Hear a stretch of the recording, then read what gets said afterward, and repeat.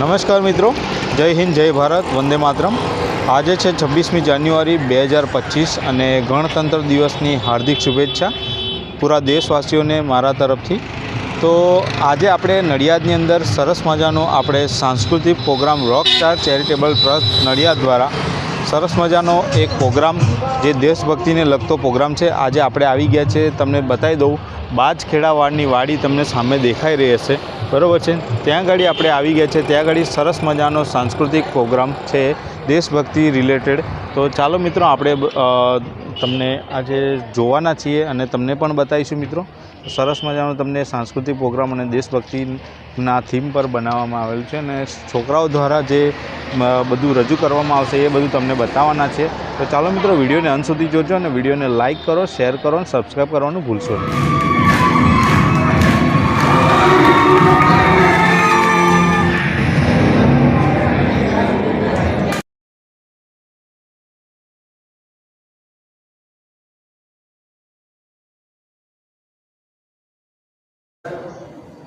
તમને જીવનમાં સારું લાગ્યું, તમે એના માટે તાળી પાડીશું।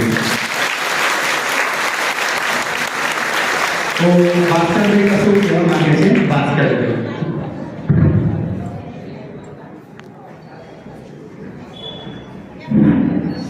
હેલો। આ ભાઈને અંધજન મંડળ નડિયાદ તરફથી ટ્રાઇસિકલ આપીશું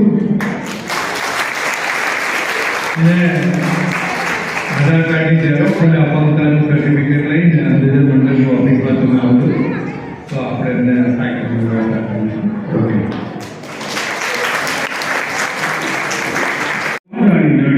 એ હું તમારી જોડે આભાર માનું છું। જય હિન્દ।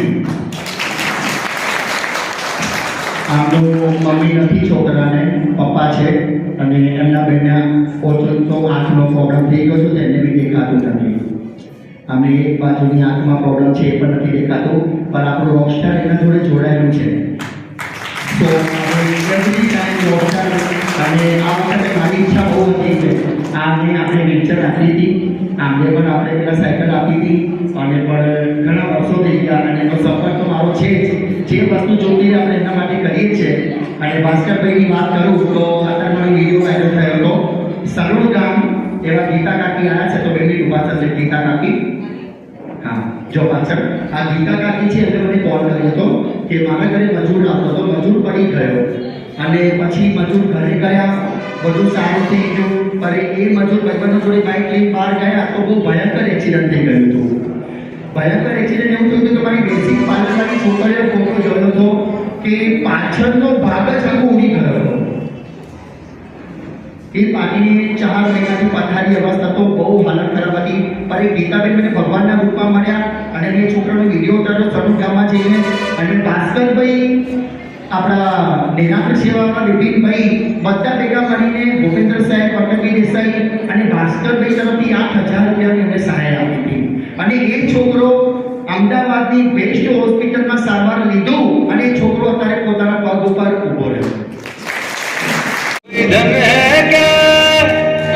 तेरी धूल से बना है।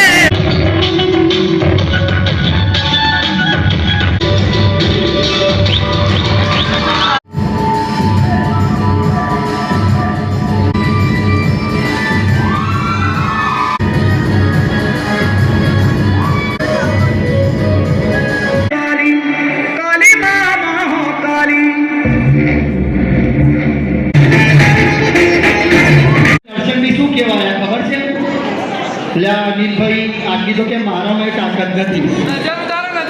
આ પેલા રિંકેશભાઈ તો મને એવું કે છે, અનિલભાઈ કાલથી આપણા ટ્રસ્ટનું થશે શું હવે, કે આવી મહાકાલી આઈને ઊભી રહેશે તો હું કઈ છે।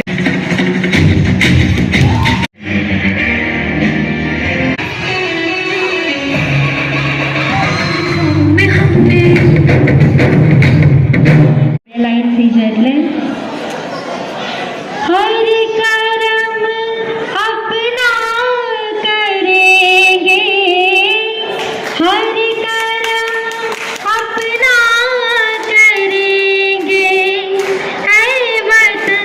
से